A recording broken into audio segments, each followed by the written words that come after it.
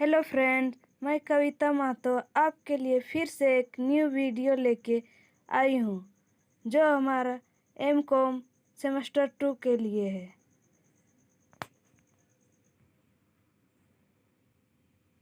आज का हमारा टॉपिक विनोबा भावे यूनिवर्सिटी के सिलेबस के अकॉर्डिंग क्वेश्चन सिलेक्ट किया गया है। तो आज का हमारा सब्जेक्ट है organisational theory and behaviour. Topic है हमारा लीडरशिप। आज का हमारा क्वेश्चन है what is leadership, definition and theories and types. इसे हम हिंदी में कह सकते हैं नेतृत्व क्या है, इसके प्रकारों एवं सिद्धांतों की व्याख्या करें। नेतृत्व का अर्थ, नेतृत्व वह प्रक्रिया है जिसके द्वारा एक समूह के लोगों को इस प्रकार प्रभावित किया जाता है कि वे सामूहिक उद्देश्यों को प्राप्त करने के लिए स्वतः ही अपनी पूरी क्षमता का प्रयोग करने लग जाते हैं। प्रबंधकीय सफलता का रहस्य वस्तुतः कुशल नेतृत्व में ही निहित है। इसे मैं अपने शब्दों में समझाना चाहूँगी। लीडरशिप का ही एक दूसरा रूप है मोटिवेशनल। मोटिवेशनल में हमारा क्या, कोई भी चीज़ को बता दिया जाता है कि उस चीज़ को इस प्रकार से करना है। वही हमारा लीडरशिप में उस काम को लीडर करके दिखाता है। उसके बाद उसके नीचे कर्मचारी उस कार्य को अपने लीडर को देख के उस काम को करने की उनकी इच्छा और तीव्र गति से हो जाती है। सामान्यतः एक कर्मचारी अपनी संपूर्ण कार्य क्षमता का 60% ही प्रयोग करता है। शेष 40% क्षमता का प्रयोग तभी संभव होगा जब उन्हें उचित ढंग से प्रेरित किया जाए ताकि वे दुगने उत्साह के साथ कार्य करें। ऐसी प्रेरणा अथवा मार्गदर्शन वही अधिकारी दे सकता है जो एक कुशल प्रबंधक होने के साथ साथ एक अच्छा नेता भी हो। अपने शब्दों में मैं इसे समझाना चाहूँगी। किसी भी संगठन में कर्मचारी काम करते हैं तो वह अपनी कंपनी में 8 से 6 या 12 घंटे ही ड्यूटी पूरा करने के लिए काम करते हैं। उनका सिर्फ मकसद होता है कि समय पास किया जाए, ना कि कंपनी को प्रॉफिट हो या लॉस हो। उनसे उनको कोई उतना मतलब नहीं होता है। उनके लिए बस मायने रखता है कि उनकी सैलरी सही से मिल जाए। नेता वह व्यक्ति होता है जो एक समूह के सभी व्यक्तियों पर अपना प्रभाव इस प्रकार रखता है कि वे सभी पूर्ण उत्साह तथा विश्वास के साथ अपनी पूरी क्षमता का प्रयोग करते हुए संस्था के उद्देश्यों को प्राप्त करने के लिए तत्पर हो जाते हैं। एक नेता के इस प्रकार के गुण, क्वालिटी को ही नेतृत्व, लीडरशिप कहा जाता है। दूसरे शब्दों में, नेतृत्व वह गुण है जिसके द्वारा अनुयायियों के एक समूह से वांछित कार्य स्वेच्छापूर्वक एवं बिना किसी दबाव से कराए जाते। लीडरशिप को मैं अपने शब्दों में उदाहरण द्वारा स्पष्ट कर रही हूँ। हमारे देश में एक योजना चला है स्वच्छता अभियान, जिसमें हमारे देश के पीएम ने लीडर बनकर पूरे देश में स्वच्छता का इतना बेहतरीन रूप से लीड किए कि उनके बाद सारे राष्ट्रपति से लेकर विधायक, मुखिया तक के सभी लोगों ने बड़े उत्साह पूर्वक इस योजना को सफल बनाने में जुट गए। आए दिन आप इसका न्यूज़पेपर, अखबार या फिर मैगजीन, पेपर इत्यादि सभी में आपने इसका बहुत बेहतरीन रूप से एग्जाम्पल देखे होंगे। चाहे कोई भी आईएएस अधिकारी हो या कोई भी हो, वह इस स्वच्छता अभियान में अपने लीडर को देखते हुए कि वह जब ये काम को कर सकते हैं, स्वच्छता अभियान में झाड़ू लेके वो काम कर सकते, तो हम क्यों नहीं कर सकते हैं। तो यह सब एक लीडर का ही कार्य होता है कि वो अपने से कर्मचारियों को किस प्रकार वह लीड करे कि वह 100% अपना योगदान दे सके। आगे हमारा परिभाषाएं, डिफिनेशन। चेस्टर बर्नार्ड के अनुसार नेतृत्व का आशय व्यक्ति के व्यवहार के उस गुण से है जिसके द्वारा वह अन्य लोगों के संगठित प्रयास से संबंधित कार्य करने में मार्गदर्शन करता है। दूसरा है हमारा कुंटज एवं ओडोनेल के अनुसार किसी लक्ष्य की प्राप्ति हेतु संदेश वाहन के मध्य द्वारा व्यक्तियों को प्रभावित कर सकने की योग्यता नेतृत्व मूने तथा रेले के अनुसार प्रक्रिया में प्रवेश करते समय अधिकारी वर्ग जो स्वरूप धारण करता है उसे नेतृत्व करते हैं। तीसरा है हमारा अल्फ्रेड बीटी के अनुसार नेतृत्व वह गुण है जिसके द्वारा अनुयायियों के एक समूह में वांछित कार्य स्वेच्छापूर्वक एवं बिना किसी दबाव के कराए जाते हैं। निष्कर्ष। उपर्युक्त परिभाषाओं के आधार पर हम यह कह सकते हैं कि नेतृत्व विद्यमान परिस्थितियों में निर्धारित लक्ष्यों की प्राप्ति हेतु एक व्यक्ति द्वारा अन्य व्यक्तियों अथवा उसके समूह की क्रियाओं को प्रभावित करने एवं उनका मार्गदर्शन करने की प्रक्रिया है। नेक्स्ट टॉपिक है हमारा नेतृत्व के लक्षण एवं विशेषताएं। नेतृत्व की प्रमुख विशेषताएं निम्नलिखित है। पहला, अनुयायियों का होना, फॉलोअर्स। दूसरा है गतिशील प्रक्रिया, डायनेमिक प्रोसेस। तीसरा है आदर्श चरित्र एवं आचरण, आइडियल कैरेक्टर एंड कॉन्डक्ट। चौथा है हमारा क्रियाशील संबंध। पांचवा हमारा प्रयासों का समन्वय। छठा है हमारा हितों की एकता। सातवां है हमारा यथार्थवादी दृष्टिकोण, प्रैक्टिकल अप्रोच। आठवां हमारा परिस्थितियों का ध्यान। नेक्स्ट टॉपिक है हमारा नेतृत्व का महत्व, importance of leadership. First point है हमारा प्रेरक शक्ति, मोटिवेशनल पावर। दूसरा है हमारा प्रभाव शक्ति। तीसरा है परस्पर विश्वास एवं सद्भावना का सृजन। चौथा है सहयोग की आधारशिला। पांचवा है समन्वय की सुलभता। छठा है सामाजिक परिवर्तन की प्रक्रिया में सुगमता। सातवां व्यक्तित्व का विकास। नेक्स्ट टॉपिक है हमारा प्रबंध कला एवं नेतृत्व में अंतर, डिफरेंस बिटवीन मैनेजरशिप एंड लीडरशिप। इसे हम 4 भागों में बांटते हैं। पहला सीरीज नंबर, दूसरा अंतर का आधार, तीसरा प्रबंध कला, चौथा नेतृत्व लीडरशिप।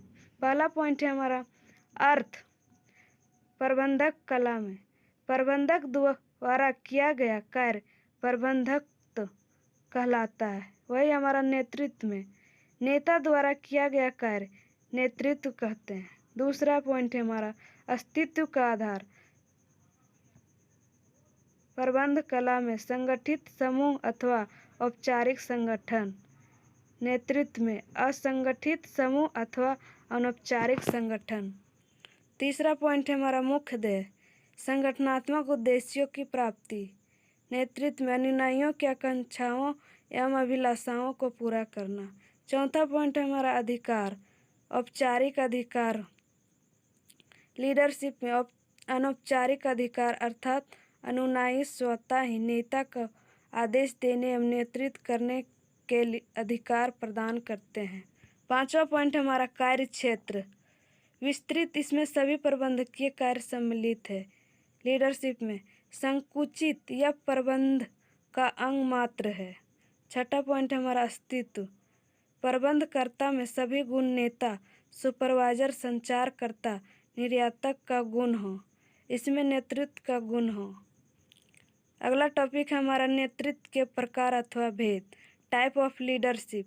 व्यावसायिक एवं औद्योगिक उपक्रमों में पाए जाने वाले नेतृत्व को उसकी प्रकृति के अनुसार निम्नलिखित भागों में विभक्त किया जा सकता है। पहला पॉइंट है हमारा जनतंत्रीय नेता। दूसरा है निरंकुश नेता। तीसरा है हमारा निर्वाधवादी नेता। चौथा है संस्थात्मक नेता। पांचवा है व्यक्तिगत नेता। छठा है अव्यक्तिगत नेता। सातवां है क्रियात्मक नेता। आइए अब हम इस पॉइंट को डील करते हैं आगे। जनतंत्रीय नेता।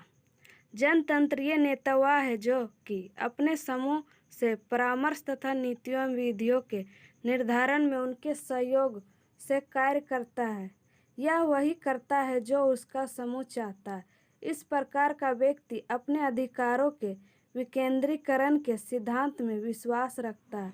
ऐसा व्यक्ति नेता की स्थिति इसलिए बनाए रखता है कि वह अपने दल के प्रति पूर्ण निष्ठा रखे तथा हितों की रक्षा करे। जब तक ऐसे व्यक्ति को अपने समूह का सहयोग एवं समर्थन मिलता रहता है तब तक उसका नेतृत्व कायम रहता है। दूसरा पॉइंट है हमारा निरंकुश नेता। ऐसा नेता समस्त अधिकार एवं निर्णयों को स्वयं अपने में केंद्रित कर लेता है। उसका विश्वास है कि लोग नहीं चाहते और जो कहा जाए वही करने से संतोष का अनुभव करते हैं। अतः वह समस्त निर्णय एवं सारी योजनाएं स्वयं बनाता है। काम सौंपना है तथा अपने अधीनस्थों को क्या और कैसे करना है इसके बारे में भी निर्देश देता है। तीसरा पॉइंट है हमारा निर्वादवादी नेता। यह वह नेता होता है जो अपने समूह को अधिकार अपने भरोसे छोड़ देता है। समूह के सदस्य स्वयं अपने लक्ष्य निर्धारित करते हैं और अपनी समस्याओं को सुलझाते हैं। नेता का कार्य तो एक संपर्क कड़ी का रहता है। वह उन्हें कार्य करने के लिए केवल आवश्यक सूचना और साधन प्रदान करता है, अधिक कुछ नहीं करता। चौथा पॉइंट है हमारा संस्थात्मक नेता। यह वह नेता है जिसे अपने पद के प्रभाव से उच्च स्थिति प्राप्त होती, फलतः वह अपने अनुयायियों को प्रभावित करने की स्थिति में होता है। पांचवा है व्यक्तिगत नेता, पर्सनल लीडर।